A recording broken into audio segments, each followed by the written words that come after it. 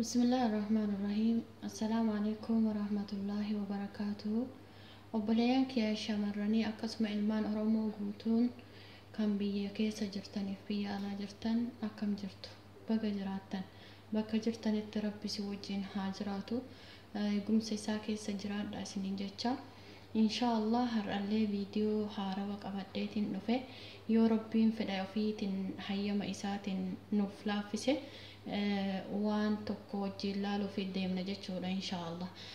وبليان كي يدرسي هند درا ربي فيا كيسان فيا بشاني سنفاتاسو عمري كيسان سنفات إرسو يا داف مراد كيسان سني عقوتون سننجا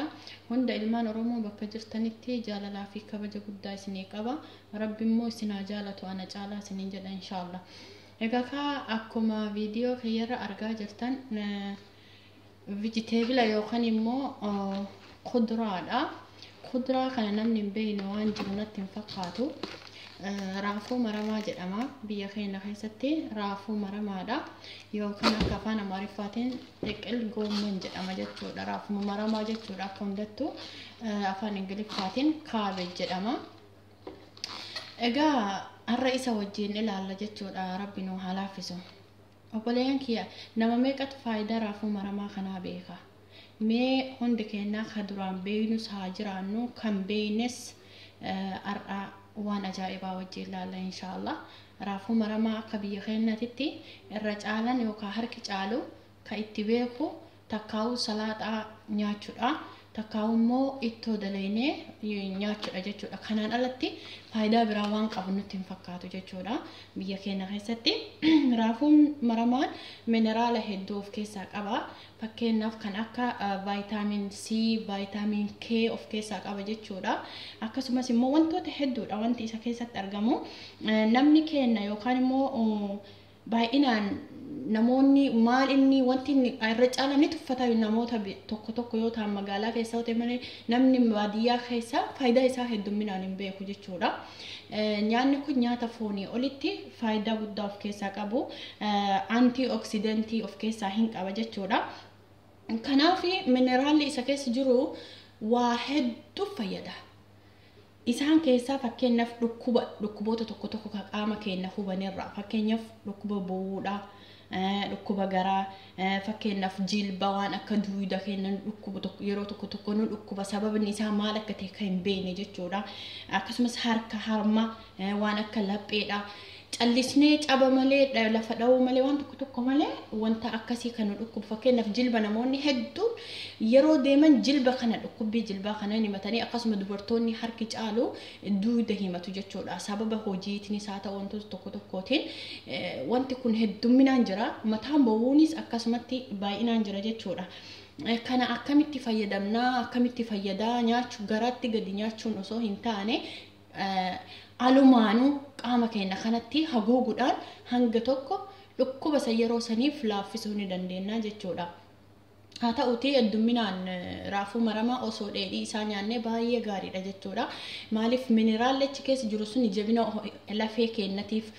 qaama keenyatiif dhiiga keenyaaf fakkeenya namoonni hir'ina dhiigaa aniimiyaa qabaniif baay'ee barbaachisaadha jechuudha. Kanaaf heddummeessinee kuduraa wayita nyaannu bilcheessurra osoo hin bilcheessin osoo nyaanne baay'ee namatti tola jechuudha. Fakkeenyaaf wanti odoon bilcheessin hin nyaanne waan akka dinnichaati isa xiqqooma bilcheessuu qabna jechuudha. Kanaan alatti wanti jiru hundisaatu osoo dheedhiin isaa yookaan immoo xiqqoomesii bilcheessanii nyaanne baay'ee faayidaa guddaa nuu kenna jechuudha.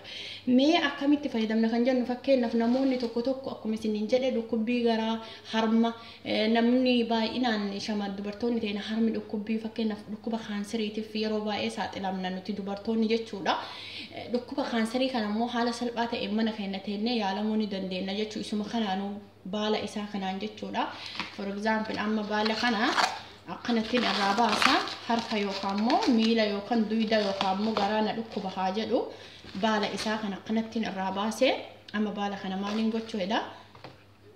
wal qixxeessee fakkeenyaaf amma haguugii harmaa hagawu fakkeenyaaf kuni harmaaf gahaadha. Bismillah. Amma kuni harma kiyya guutuu uffisa jechuudha. Akkanumatti bismillah amma isa kana maaliif uffisuu barbaada waan ta'eef fakkeenyaaf namoonni tokko tokko waanuma qabdanii kan akkanatti akka bishaan isaa kun tokko as keessa jiru kun akka inni ba'u yookaan dhamti as keessaa kun bahee harma keenya sanii faayidaa akka kennu insa argatu akka kennu akkana cafacafuu qabna tuttumuu qabna jechuudha akka hin cinnetti mataallee namni sin dhukkubu haaluma kanaan jechuudha bakka sin dhukkubu kamu bakka kamiyyuu harka isaa ta'u bakka isin waraansa isaa ta'u waan tokko tokko bakka garaan illee isin dhukkube taanaan isuma kana akkana cafacaftanii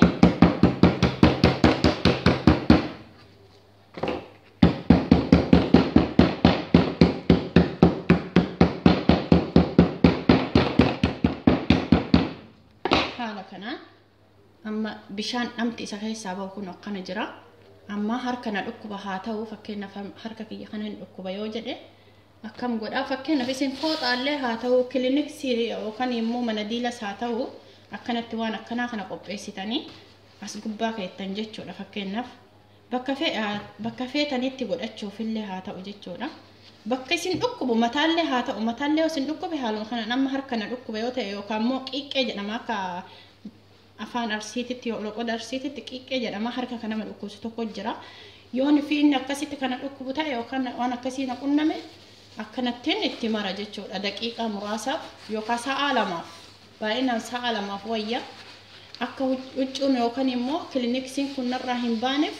wayinillee deebi'ee irra maruu hin danda'a jechuudha hanga dhamti isaa sun itti gadi bahutti jechuudha bakka kanatti yoo mataallee nu dhukkube akkanatti irratti huccuu wayiitiin dachaafnee fooxa isaa ta'u mataa keenya san yookaan kallacha keenya irratti akkanatti qabuu qabna jechuudha sa'a tokkoof yookaan immoo hidhata wanta akka shaashiidhaanii akkanatti irratti dhuqamna mataa keenya namoonni mataan isin dhukkubu baay'inaan mee isa kan akkanatti cafacafaati ofitti hidhaati sa'a lamaaf irra tursiisaa sanbooda irraa baasaati ilaalamee waan inni ta'u jechuun maal akka mallattoo maal akka isinitti dhaga'amu jechuudha kanaaf raafuu maramaan faayidaalee hedduu of keessaa qaba hundi keenyayyuu akka fayyadamuu qabdanii isiniin ja'a dhamti isaa akka jiruun asitti gadi tara jechuudha harka kiyya kana fakkeenyaaf amma asirratti bishaaniin qaba bishaan kuni ka isaati jechuudha dhama isaati kanaaf raafuu maramaa heddummeessaa nyaachuu raafuu maramaa heddummeessaa yeroo mataan isin dhukkube yookaan garaan isin dhukkube iddoo isin dhukkube irra sanitti uffisuudhaaf yaala yeroo baay'ee fayyadamaa isiniin jedha nyaatatti illee sirriitti heddummeessaa vijiteebil waan ta'e yookaan kuduraa waan ta'e hundi isaatu heddummeessaa nyaachuu obboleeyyan keessattuu shamarran keenya akka biyya namaa keessatti hojiidhaan miidhamaa jirtan rakkoolee adda addaa isin mudataa jiran wallaahi sirriitti kuduraa kana nyaachuun isinirraa eegama fayyaan faayaa rabbi fayyaa isinii haa kennu waan mana keenya jirurraa fayyadamuun baay'ee waan gaariidha maaliif baasii tokko malee baasnus baasii salphaadhaan mana keenyatti yaalamna jechuudha mana yaalaa deemne maallaqa guddaa baasne wanti argannu sun hedduu salphaa yookaan waan faayidaa hin nuuf hin kennine ta'uu danda'a waan ta'eef obboleeyyan kiyya akkanatti mana keessatti teettanii akka of yaaltan jaalalaa fi kabajaan isin gaafadha naaf jiraadha bakka jirtanitti rabbi fayyaa guutuu isin haa kennu isiniin jedha assalaamu alaykum wa rahmatullaahi wa barakaatuhu fi amaanillah